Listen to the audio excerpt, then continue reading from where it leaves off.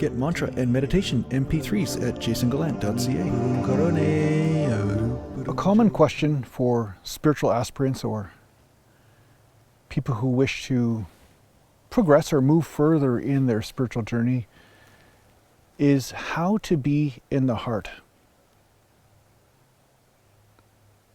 Like, do you check Google Maps out and find out where the heart is, or do you ask directions from somebody? There's a very good chance that heart is in the place that you have been avoiding.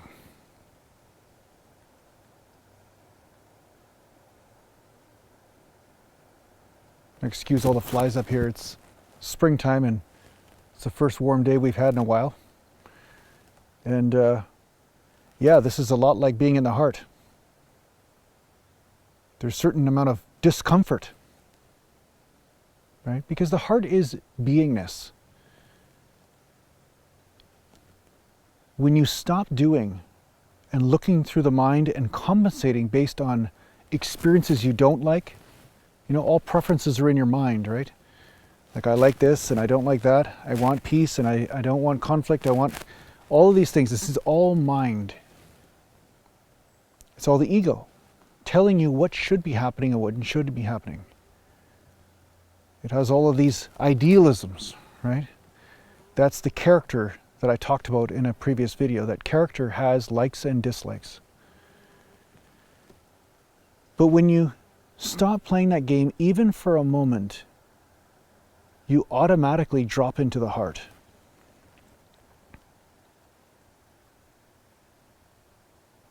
And if you haven't been there for a while, there's probably some stuff there, some uncomfortable experiences.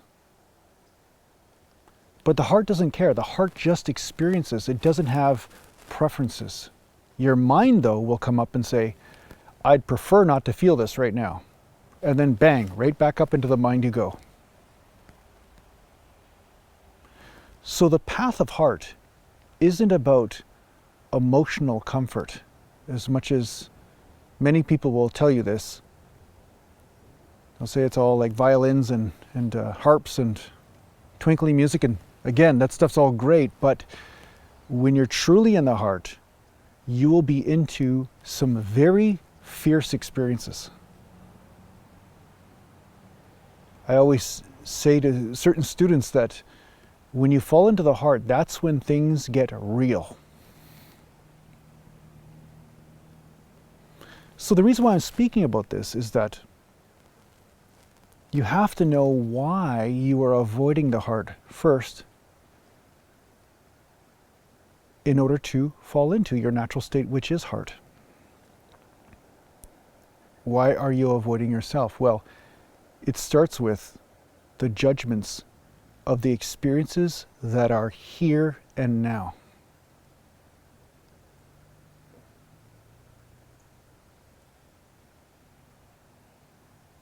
When you accept these experiences and allow them to be here, a process takes place which takes a long time for some and takes a short time for others. But when you stop judging, a mystical process takes place.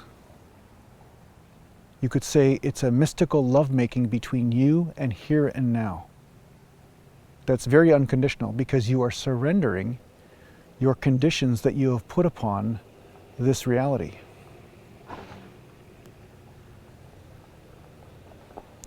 Many people wish to experience unconditional love, but they don't want to let go of their conditions. They've got all the conditions about life and about what life should be, but then they want life to be unconditionally accepting of them.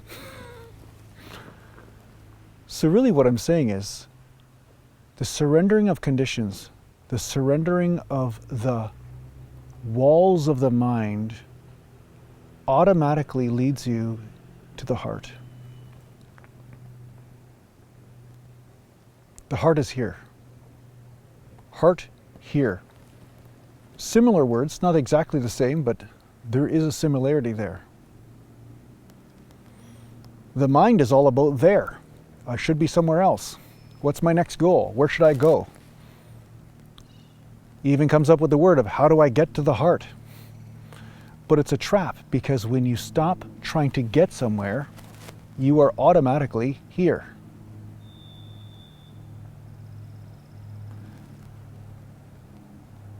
When you stop living in the dream or the compensation to distract you from what you feel and what you're experiencing here and now, that is the starting place of falling into the heart.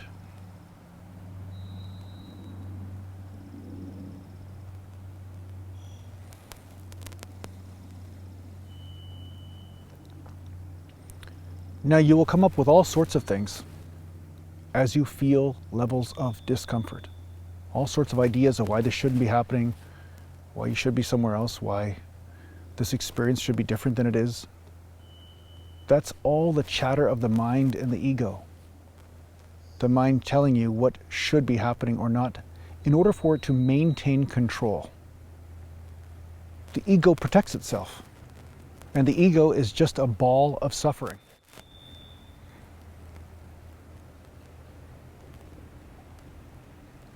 So as you feel and are in union with this moment, and you stop putting a story upon it to ignore it or somehow be somewhere else, be somewhere other than here, this melding of your own light and spaciousness with that density of experience creates some sort of cosmic dance that naturally brings a grander perspective and an ever-evolving experience of this moment. So if you're experiencing discomfort, that's normal. But it will not always be the same type of discomfort.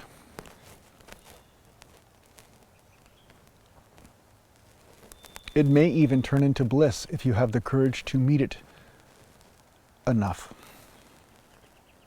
to be with it without coming up with a dream to compensate, a distraction. Many people experience something and then they come up with an idea or a story to distract themselves from what's here. You know yourself, if you think hard enough, at some point you stop paying attention to what's right in front of your face. So in this sense, the mind, if improperly used, starts to diminish your experience of fulfillment in the here and now. And there are many, many layers and ecstatic experiences in this fulfillment. If you dare to be here and walk through the walls of suffering.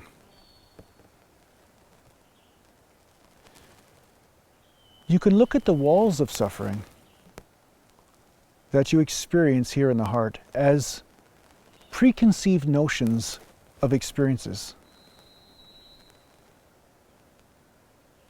Old patterns, old structures that are made up of lies. Lies your mind told you and said, no, we need to put up a wall here because that experience is bad, this experience is good. No, let's just block it all out, right? It's like you throw the baby out with the bathwater. It's like, oh, life's not good enough, I'm just going to kill myself. That's basically the mind's strategy. That's how it deals with things it doesn't like.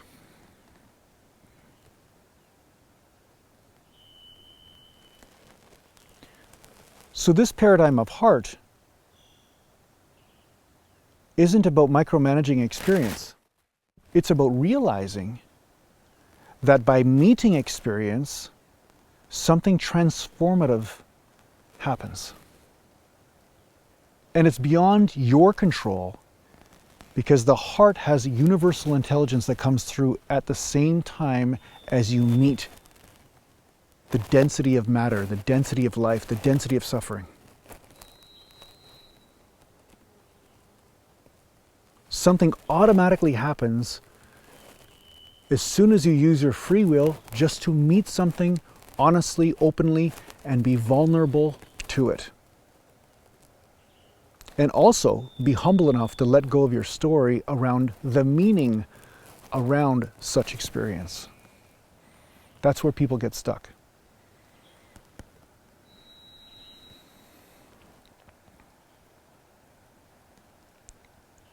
This is a very long rabbit hole. It's not necessarily like you meet one uncomfortable experience and then the gates of heaven open up for you.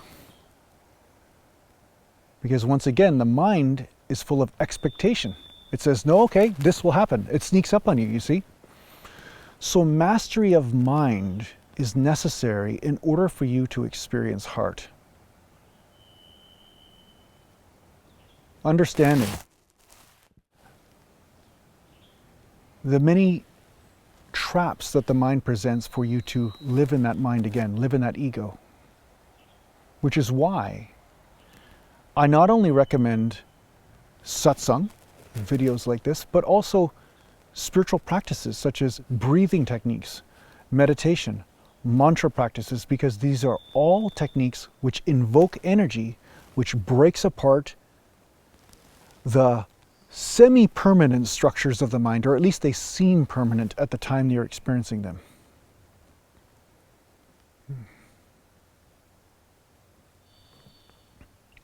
And as these spiritual practices are breaking apart these structures, you'll realize that naturally how you use the mind transforms.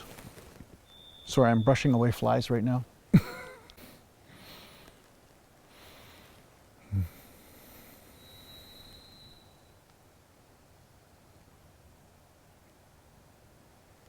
So it's an incredible dichotomy. Using the mind to let go of the mind is actually impossible at some point. At some point you let go of it altogether and stop thinking about this stuff. And just be here. That would be the fastest way.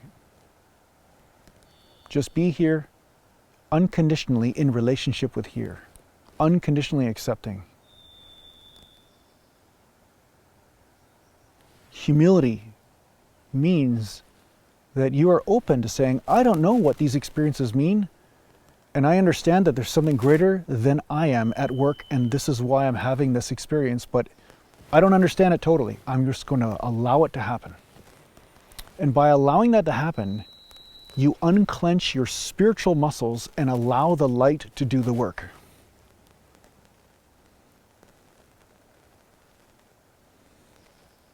This path is more about allowing than it is about doing. Which is where, the Taoist type path, they're like non-doing.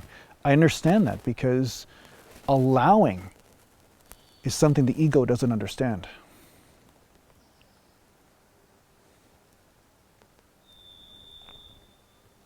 The ego doesn't truly allow. It only allows if it thinks that it's allowing in order to get something, which is really controlling. It's not really allowing. So there are also levels of this humility, levels of this allowing. So be patient with yourself. This is a process. It's not an instant quick fix of transformation. It is an evolution. This is an evolutionary path that you are on. At least that's what it would seem so to the ego who is watching me now.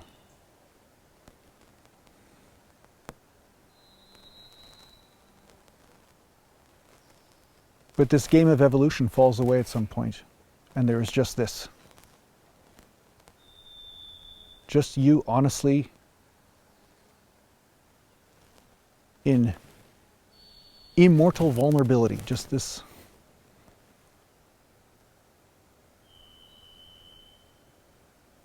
rawness, you could say. Just a raw experience of everything at once.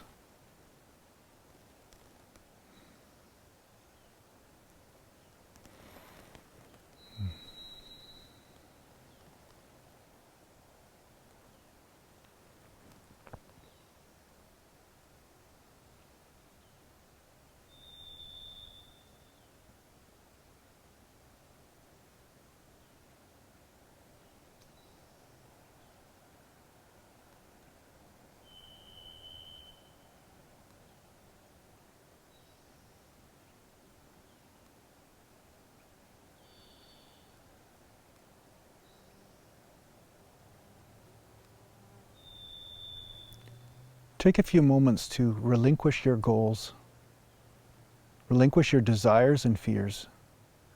Just let it all go and allow. Allow life's wonderful intelligence, the same intelligence that made all of this and you, to come into your life and do what is in alignment with the highest good.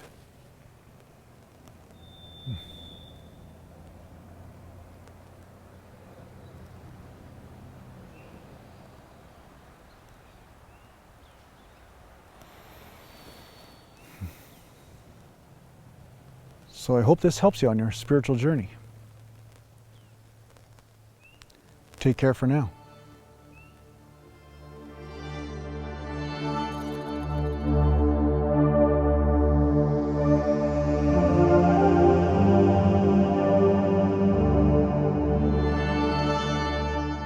Are you interested in working with a spiritual teacher in a formal setting?